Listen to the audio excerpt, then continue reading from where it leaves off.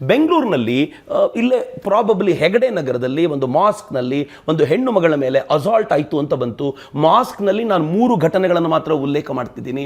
ಇಡೀ ದೇಶದಲ್ಲಿ ಮಾಸ್ಕ್ನಲ್ಲಿ ನಡೆದಿರುವಂಥ ಘಟನೆಗಳನ್ನು ತೆಗೆದರೆ ನಾನು ಕನಿಷ್ಠ ಪಕ್ಷ ಕಳೆದ 1 ವರ್ಷದಲ್ಲಿ 100ಕ್ಕೂ ಹೆಚ್ಚು ಘಟನೆಗಳನ್ನು ಉಲ್ಲೇಖಿಸಬಲ್ಲೆ. ಪುಟ್ಟ ಪುಟ್ಟ ಹೆಣ್ಣು ಮಕ್ಕಳ ಮೇಲೆ ಆಗ್ತಾ ಇರುವಂಥದ್ದು 100ಕ್ಕೂ ಹೆಚ್ಚು ಘಟನೆಗಳನ್ನು ತೆಗೆದಿಡಬಲ್ಲೆ. ಯಾವತ್ತಾದರೂ ಅಲ್ ಜಜೀರಾ ರಿಪೋರ್ಟ್ ಮಾಡ್ತಾ? ಆಯಿತು, ನ್ಯಾಷನಲ್ ಮೀಡಿಯಾ ಹೆಸರು ಹೇಳಲಿಕ್ಕೆ ನಾನು ಇಚ್ಛೆ ಪಡಲ್ಲ. ಈ ನ್ಯಾಷನಲ್ ಮೀಡಿಯಾಗಳು ಯಾವತ್ತಾದರೂ ಚರ್ಚೆಗೆ ಬಂದವಾ?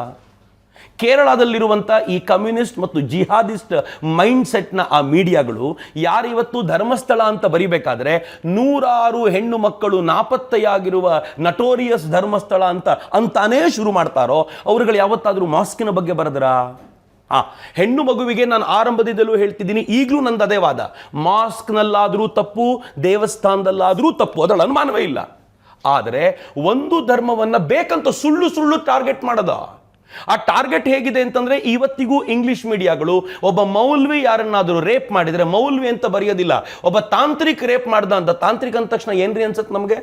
ಯಾರೋ ಒಬ್ಬ ಹಿಂದೂನೇ ಇರಬೇಕು ಅಂತ ಅನ್ನಿಸುವಂತೆ ಒಂದು ಮೈಂಡ್ ಸೆಟ್ ಕ್ರಿಯೇಟ್ ಮಾಡುವಂಥ ಈ ಪ್ರಯತ್ನ ಇದೆಯಲ್ಲ, ಇದು ಯಾಕೆ, ಎಲ್ಲಿಂದ ಶುರುವಾಗುತ್ತೆ, ಯಾಕೆ ಇದನ್ನು ಮಾಡ್ತಾರೆ ಅಂದರೆ ಇದರಿಂದ ಒಂದು ವ್ಯವಸ್ಥಿತವಾಗಿರುವಂಥ ಷಡ್ಯಂತ್ರ ಇದೆ, ಹಿಂದೂ ಧರ್ಮವನ್ನು ಡಿಫೇಮ್ ಮಾಡಬೇಕು ಅಂತ.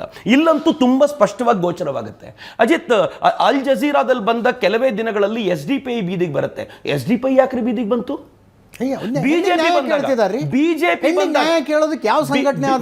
ಬಿಜೆಪಿ ಬಂದಾಗ ಪ್ರಶ್ನೆ ಮಾಡುವಂತ ಜನ SDPI ವಿಚಾರಕ್ಕೆ ಬಂದಾಗ ಯಾಕೆ ಪ್ರಶ್ನೆ ಮಾಡಲಿಲ್ಲ? ಸೌಜನ್ಯ ಕೇಸ್ನಲ್ಲಿ ಎಲ್ಲ ವಿಚಾರಣೆಗಳು ನಡೆದು ಹೋದ ನಂತರ